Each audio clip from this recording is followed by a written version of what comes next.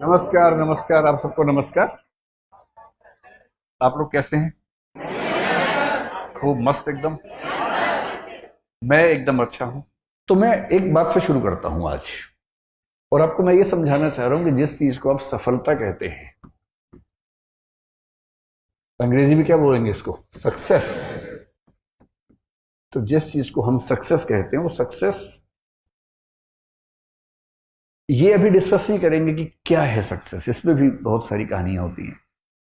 ऐसा तो नहीं कि जिस सक्सेस के पीछे हम भाग रहे हैं वो हासिल करने के बाद समझ में आए कि ये तो वो है ही नहीं जिसके चक्कर में आए थे।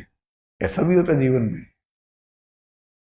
अभी आप छोटे हैं, धीरे धीरे इन बातों को समझेंगे। अभी आपने शायद एक आध स्तर पे देखा होगा कि किसी व्यक्ति के पीछे भागे बहुत दूर तक, दुर्भाग्य से उसने हाँ कर दी। आप सोचेंगे दुर्भाग्य से क्यों हाँ कर दी? हाँ तो सौभाग्य से होती है, कई बार दुर्भाग्य से होती है। कभी कभी किसी व्यक्ति का ना मिलना बेहतर होता है, क्योंकि दरअसल वो आपके लिए है नहीं, ना आप उसके लिए हैं, सूटेबल नहीं है। पर एक दौर में आप उसके दीवाने बने बने घूम रहे थे, किसी वजह से चेहरे का सौंदर्य देखा, आपको लगा इससे बड़ा सत्य क्या है ब्रह्मांड में, यही ब्रह्मांड का अंतिम सत्य है। इतना सुंदर चेहरा भगवान ने किसके लिए बनाया है? मेरे लिए बनाया है। और इस चक्कर में आप सुबह से रात तक पतंगे की तरह आगे पीछे दौड़ रहे हैं। अच्छा तो ये है कि वो कह दे कि भाई मेरे पास फुर्सत नहीं है, मुझे पढ़ाई करनी है, और आप चुपचाप पढ़ाई कर लीजिए। पर किसी किसी का दुर्भाग्य होता है, हाँ हो जाती है। और हाँ होना तो ठीक है। हिंदी साहित्य में बहुत रोचक कुछ लोगों ने उपन्यास लिखे। एक लेखक ने कहा, देखिए आप हिंदी फिल्में देखेंगे, हिंदी की फिल्में आमतौर पर स्ट्रगल क्या है कि जो नायक है, हीरो है, वो हीरोइन को प्राप्त करना चाहता है, और विलन के तौर पे आमतौर पे हीरोइन के पिता और भाई ही रहते हैं। कभी कभी तो थर्ड पर्सन भी होता है जो प्रेम त्रिकोण का तीसरा कोण बनना चाह रहा है, ऐसा भी होता है। कभी कभी भाई या पिता वो नाराज हैं, ऐसा होता है।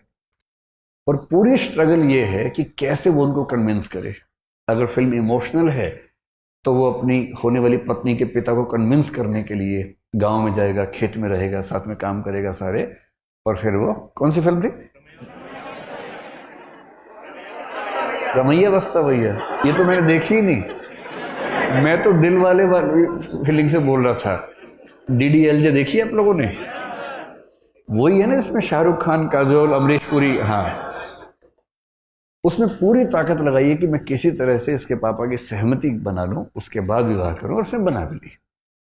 अंत में मतलब वो ट्रेन पे है, सिमरन खड़ी है, और तब अंततः उसके पापा का हृदय परिवर्तन हुआ और पापा ने कहा जा सिमरन जा, जी ले अपनी जिंदगी, है ना।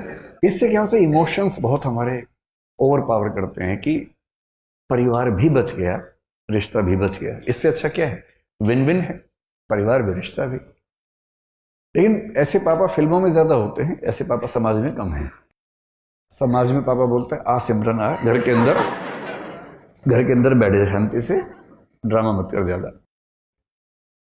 तो लेकिन एक उपन्यासकार ने बड़ी अच्छी बात कही। उसने कहा कि कहानियां पढ़ के लगता है कि सारी स्ट्रगल विवाह तक की है, और हिंदी की फिल्मों का, अधिकांश फिल्मों का जो अंतिम दृश्य होता है उसमें हीरो हीरोइन की शादी हो रही होती है, मंडप सजा होता है, फूल बरसाए जा रहे होते हैं, और उसके बाद द एंड लिखा हुआ आता है।